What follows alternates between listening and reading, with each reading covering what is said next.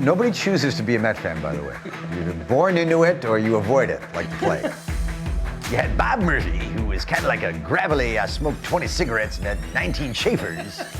This is essentially a subway station that they expanded to be the size of a ballpark. The upside is, any other ballpark in the country seems like quite a delight to you. You're like, wow, this place is amazing. I guess perhaps a bit. Hi guys, Mayor Burr. Like on The Simpsons, you know, the characters I do there, they have a much bigger career than I do, as does now my Jim Brockmire coat.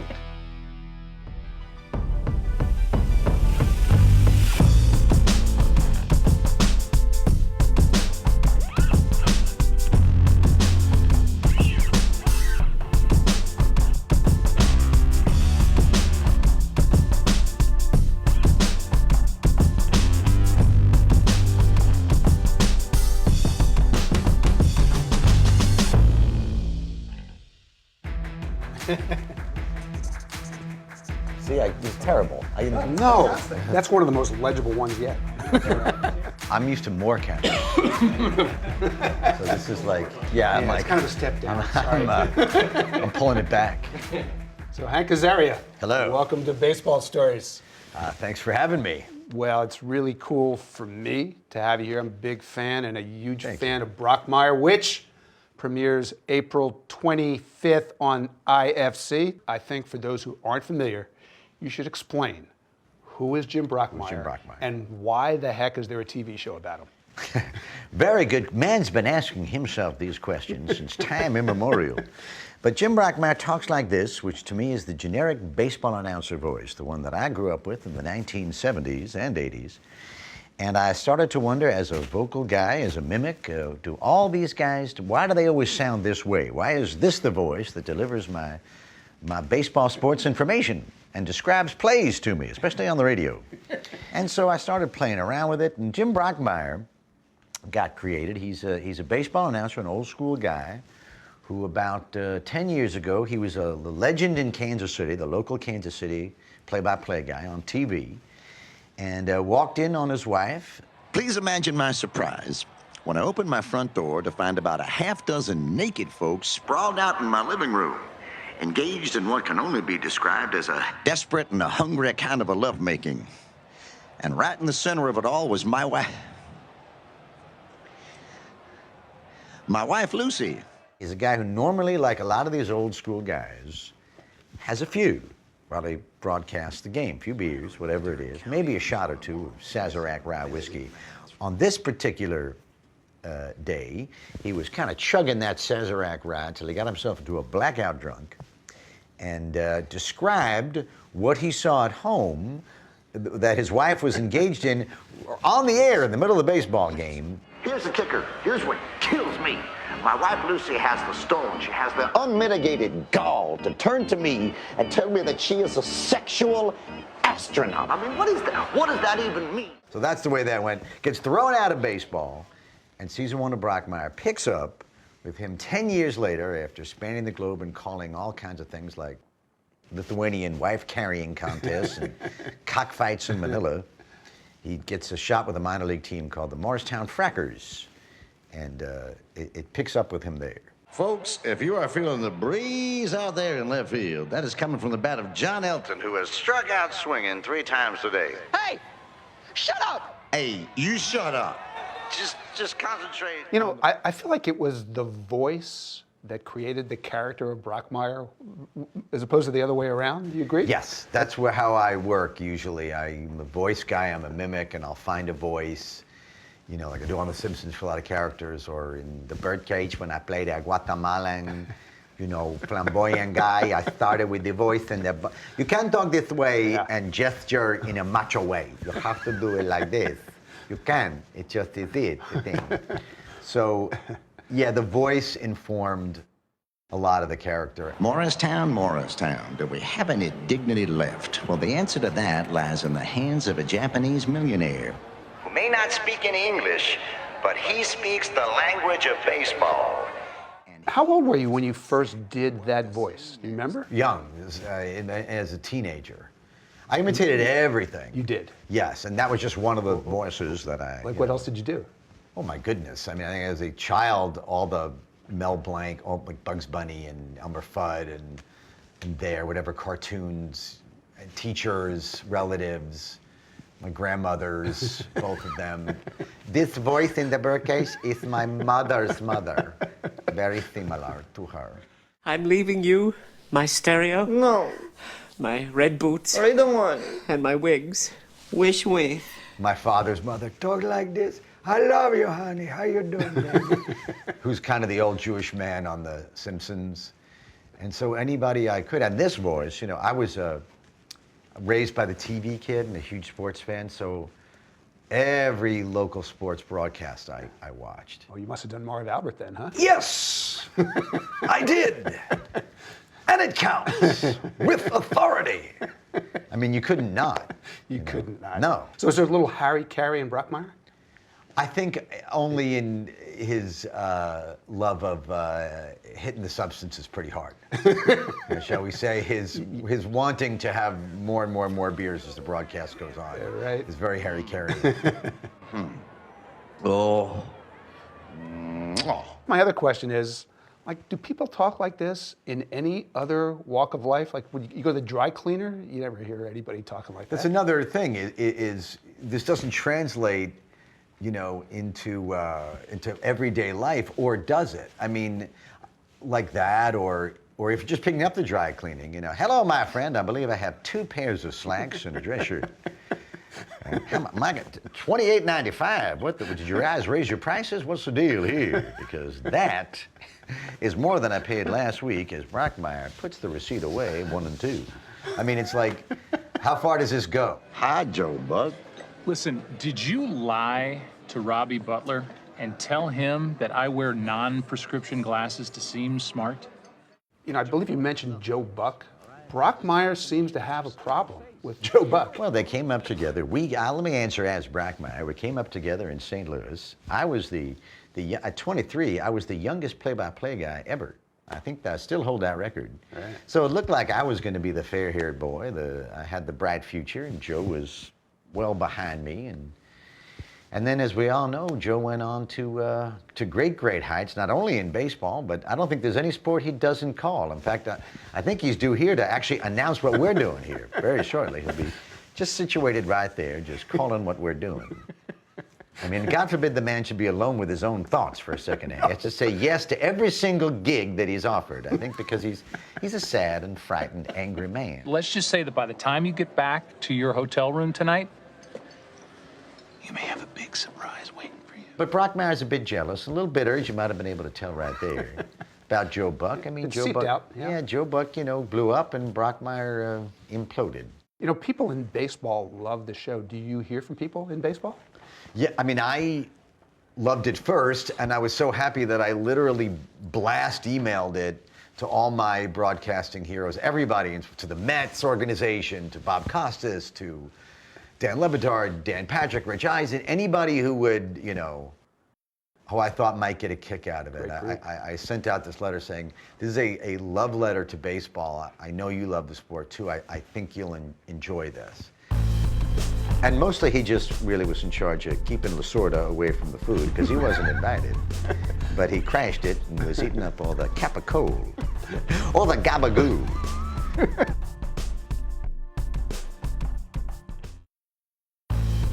First they take our women's college, then they poison our children, probably, and now they attack a veteran who served 3 full tours of duty in the major leagues. People, we have run out of cheeks to turn, people. Now, at the end of season 1, it looked like Jim Brockmire's career was finally about to take off, right? That he was headed back to the big time. Significant step forward. Yeah, yes. so what could possibly go wrong in season 2? Well, Jim is, I can say it, Jim Brockmire is an alcoholic. And the way alcoholism runs very often is fun with problems, horrible problems. That tends to be just the way it goes.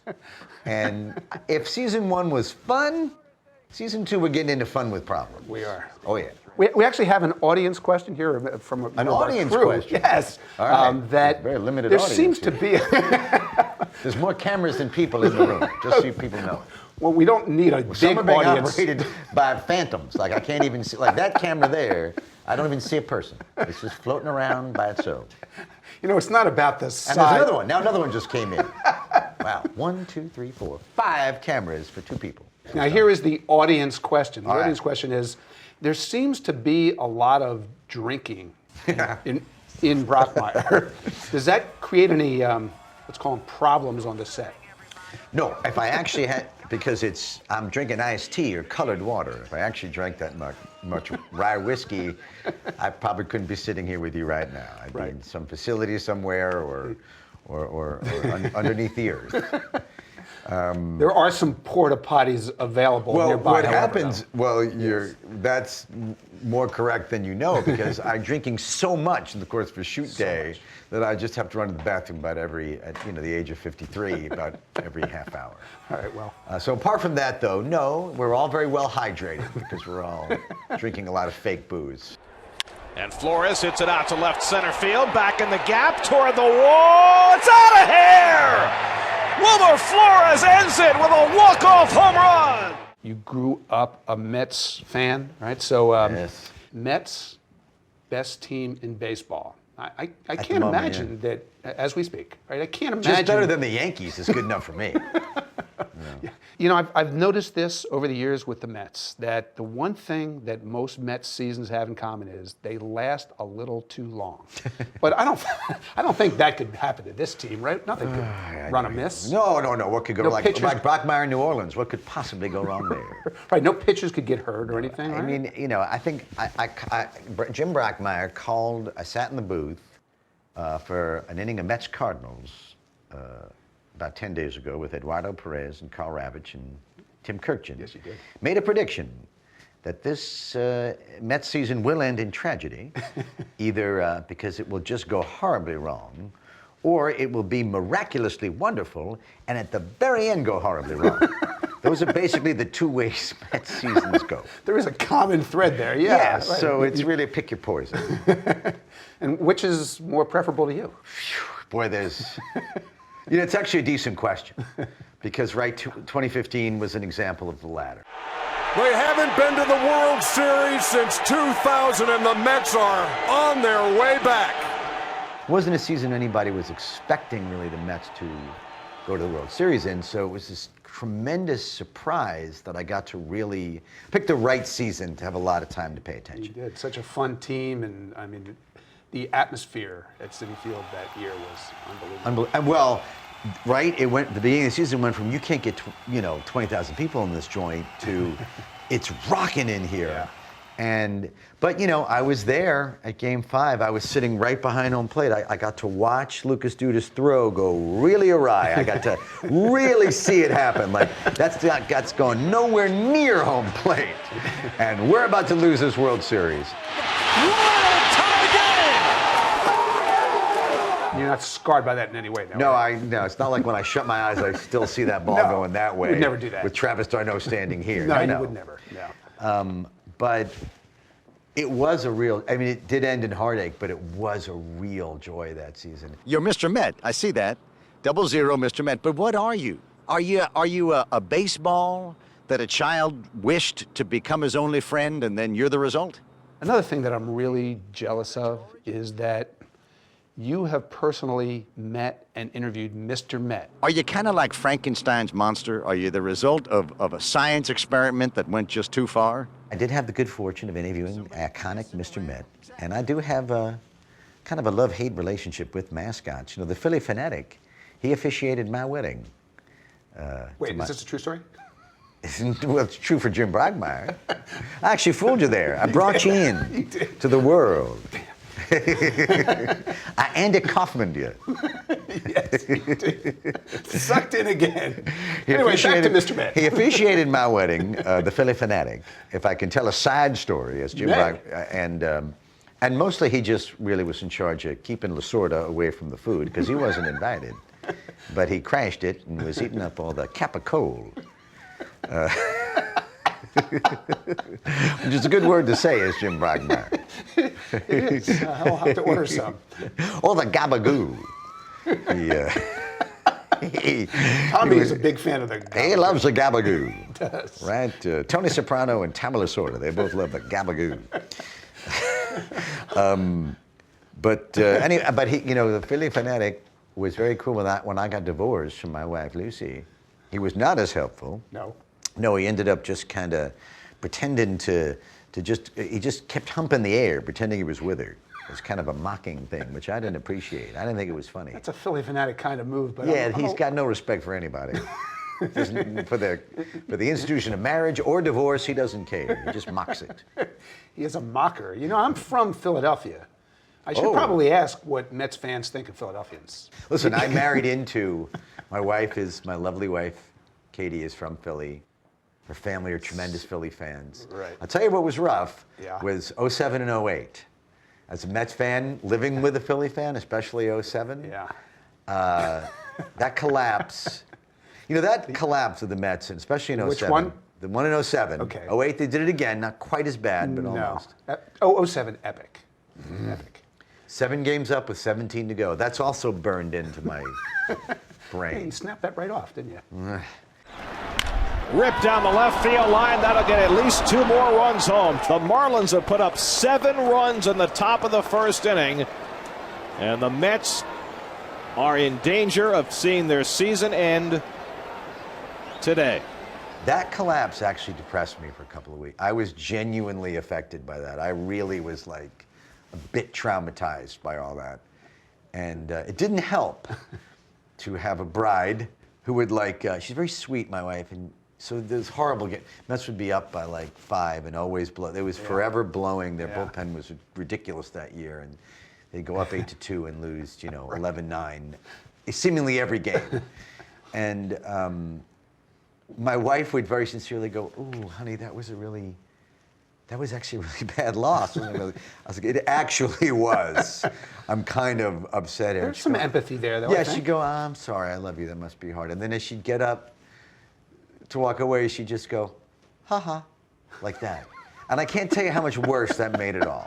The little ha-ha. The little ha-ha that I knew was coming. And my father-in-law, during that time, and often still, be on the phone with him, just chatting, and the way he will sign off to me, he kind of talks like this. He'd go, "All right, take care, I love you. I love you too, Dad. Yeah, all right, Mets suck." That's how he says goodbye. Here's how Jim Brockmire would say it, okay? The Mets are the Yankees of not being the Yankees, okay?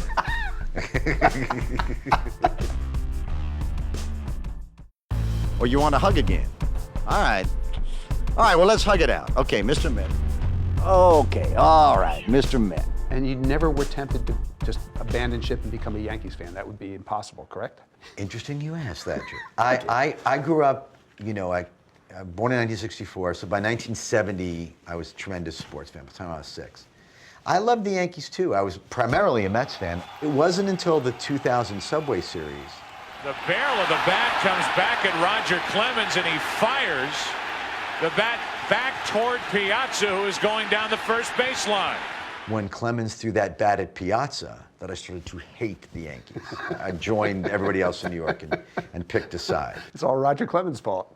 As most things are. As most things are. Let's face it. You can draw a straight line back to Roger Clemens. Right. Now, there is a difference between Mets fans and Yankee fans, though, right? How would you describe that difference? Well, it's the difference between what? I mean, here's how Jim Brockmire would say it, okay? Yes. The Mets are the Yankees of not being the Yankees, okay? They're like, being a Mets fan in this town, it's like being the unloved, forgotten little brother. It's basically like being Stephen Baldwin, which is the worst thing that anybody could possibly be for so many reasons. Yeah, Yankees are, New York and that, and the Mets are chop shops in Queens. Yeah. I can't let you get out of here without asking you a little bit about The Simpsons. Last year, Homer at the bat, honored by the Hall of Fame, much like your plaid jacket. I'm all over that Hall of Fame. Yeah. You are. You're like the Babe Ruth of showbiz. Pretty much. Something like that. Yeah, and I've managed to avoid the steroids, the PED controversy, so, I'm a shoo-in. Congratulations Thanks on a that. And what are your memories of the Homer at the Bat episode?